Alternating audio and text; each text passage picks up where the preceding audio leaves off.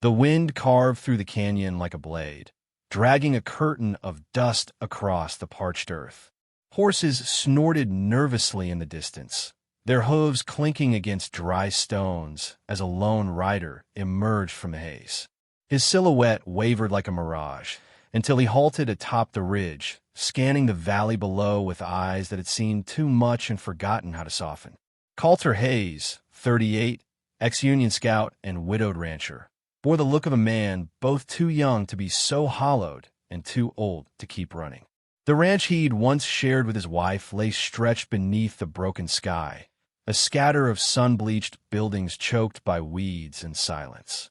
5 years had passed since Clara's death in childbirth, and though the land still breathed her presence, wildflowers she'd planted, wind chimes that never stopped singing, it had become a mausoleum.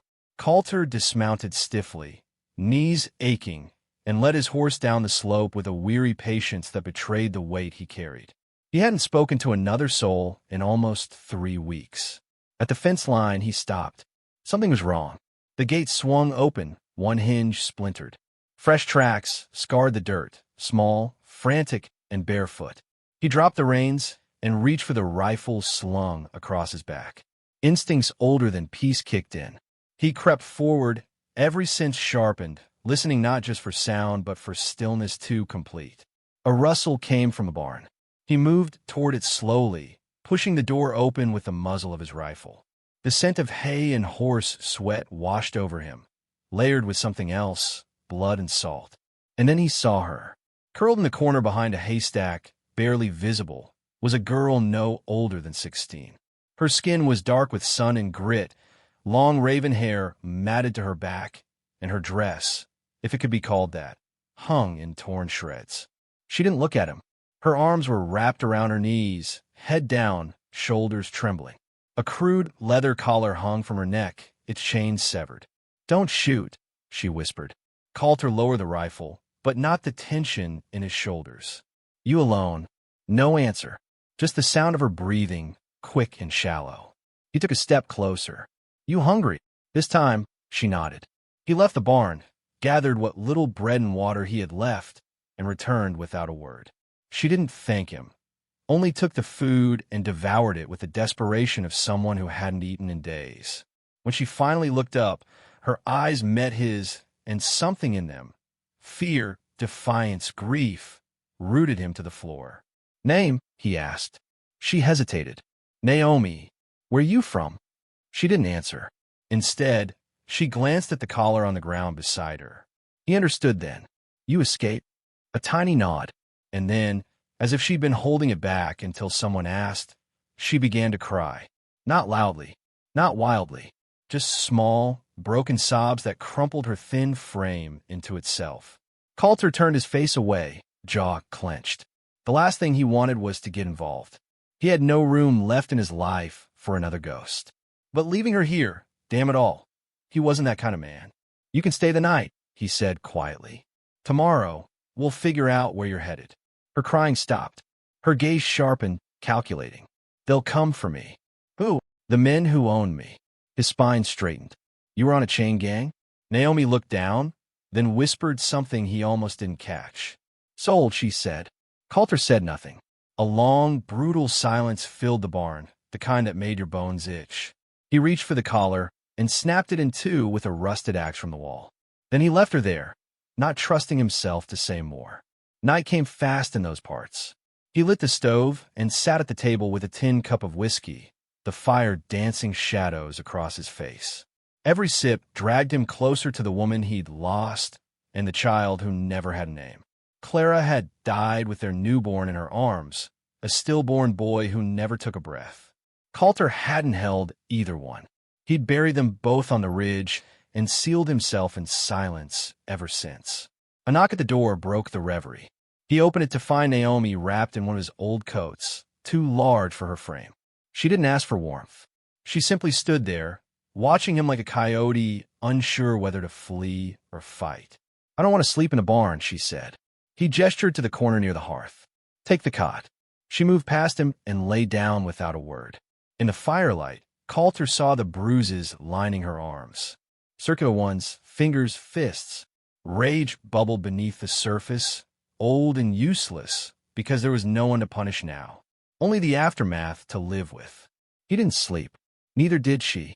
By morning, the sky was a palette of rose and copper. Naomi stood at the window, arms crossed, eyes scanning the horizon. "I heard horses," she murmured. Coulter walked up beside her, still barefoot, his breath fogging the glass. There were riders in the distance, 3 of them, cresting the southern ridge. No banners, no brands, just dark shapes moving with purpose. Naomi backed away. "It's them." "How sure?" "I remember the sound." Coulter grabbed his rifle and opened the cabinet to reveal more ammo, a second revolver, and a rusted shotgun. "You ever shoot?" Naomi shook her head, but her mouth set firm. "Well," he said, tossing her the revolver, "you'll learn." He loaded shells with the precision of a man who'd sworn he'd never do it again. The years hadn't dulled his hands. The war hadn't taken that from him, though it had taken plenty else. "Why were you helping me?" she asked suddenly, the question heavy with suspicion and hope. Coulter paused, then looked her in the eye. "Because once I didn't, and I still see their faces." Naomi's gaze softened, but only just. "You can't win against them." "I don't aim to lose, either." The hoofbeats were louder now, closer. Dust trailed behind the riders like smoke from a fire. Naomi stepped to the door, revolver clutched in trembling fingers. "They won't take me again." Coulter's voice dropped to a low growl. "They'll have to go through me first." And as the first rider came into view, a flash of red cloth tied around his arm, Coulter felt the storm he'd long buried rise in his chest again. Not of vengeance, but of something fiercer. This time, he would not run. Rain had turned the dirt road to paste, and the wheels of the wagon dragged sluggishly through the muck. Miriam clutched the edge of the wooden seat, her fingers raw and bloodless from the cold. The storm had passed 2 hours ago, but the wind still howled across the prairie like something grieving.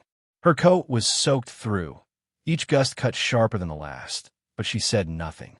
Not to the driver, not to the man beside her. Gabe Colton didn't speak either.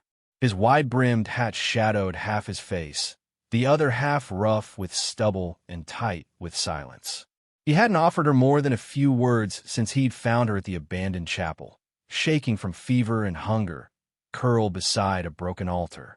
His eyes had narrowed with suspicion at first, then softened, barely, when she'd said the name, Jonah, his brother, her dead husband. Now the horses slowed as they crested a ridge. Below, nestled in a basin of cottonwoods, was the ranch.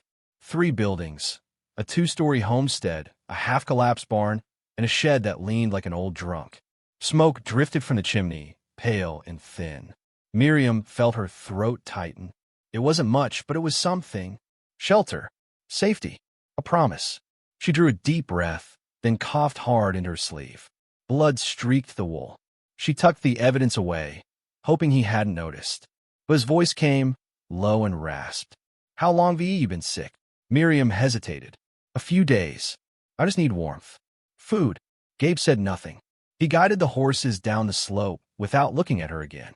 They reached the house just as a flock of starlings burst from the eaves, scattering across the steel-gray sky. Gabe jumped down and tied off the reins. Then he came around to help her. His hands were rough, strong, steady as he gripped her arm. "You'll stay in the East Room," he said. "It's warmer." He led her inside. The place smelled of pine wood and tobacco. Sparse furnishings. A table, 2 chairs, a stone hearth with a fire burning low. On the mantel sat a small framed photograph. 2 boys. One clearly Gabe. The other, thinner, smiling in a way that left a knife in Miriam's chest. Jonah. Her legs gave a little under her, but she stayed upright. Gabe noticed. He opened the door to a small bedroom and nodded for her to go in. She stepped inside. A narrow bed with wool blankets. A wash basin. A window streaked with rain. "I'll bring food," he said. "Thank you," she whispered. He paused in the doorway. "You were his wife?" She nodded. "He never said. I think he wanted to protect us both," she murmured. "From who he used to be." Gabe's face hardened. "You don't know who he was." He closed the door. She stood there for a moment, breath shallow. The ache in her chest spread, hot and bitter. She didn't know what she'd expected. Compassion? A shared grief? Jonah had written about his brother like he was the last decent man left in the West. But maybe that was only a story meant to give her hope. Night fell fast. When Gabe returned, he set a tray on the table, venison stew, black bread, hot water for tea. He didn't linger. The next morning, sunlight broke across the plain like a blade. Miriam sat at the window, wrapped in a blanket, sipping tea with shaking hands. Gabe was outside already, chopping firewood with methodical force. Shirt sleeves rolled, jaw clenched, eyes fixed on the task like it was a war. She watched him until he paused and glanced up. Their eyes met. She looked away. Later, when he came in, he set more wood by the hearth and dusted snow from his boots. The silence pressed between them until it cracked. "You came all the way from Kansas?" he asked. "I had nowhere else."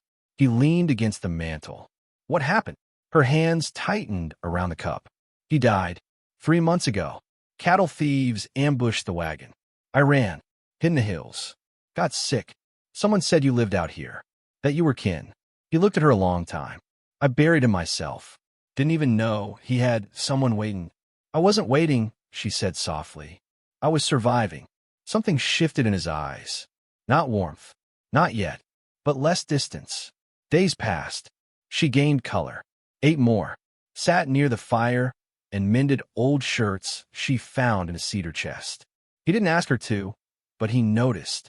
One evening he found her stitching a button and said, quieter than usual, "Jonah used to wear that one on Sundays." Said it made him look respectable. She smiled, the first true smile in weeks. That night, he left her a book by the fire. A battered copy of Leaves of Grass. Inside, the margins were filled with small pencil notes in Jonah's hand. She ran her finger over the familiar loops of his writing, something warm breaking open in her chest. In the days that followed, the tension between them ebbed. She learned Gabe had lost his wife in childbirth 6 years ago. No children. Just land, dust, and ghosts. They didn't speak of the war, neither had to. The scars were worn in the silence. But peace never held long in that country. On the 6th morning, Miriam woke to raised voices outside. She stepped out onto the porch. Gabe stood by the corral, facing 2 riders. Both men were sun-worn and cruel-eyed. One had a scar running from lip to jaw. The other grinned too much. "Kane," Gabe growled. The scarred one tipped his hat. "Heard you had company." Gabe didn't move. "Ain't your business." "Oh, it is," Kane said. "She's got a price on her head down in Carson. Dead or alive." Miriam's breath caught. Kane turned toward her. "You didn't tell him, did you, sweetheart?"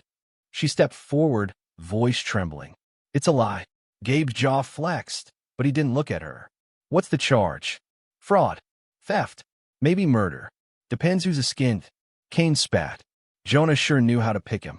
Gabe's hand twitched near his holster. "You say that name again, and I'll put you in the ground." Kane smiled. "We'll be back in 2 days. You can hand her over then, or we'll take her." They rode off.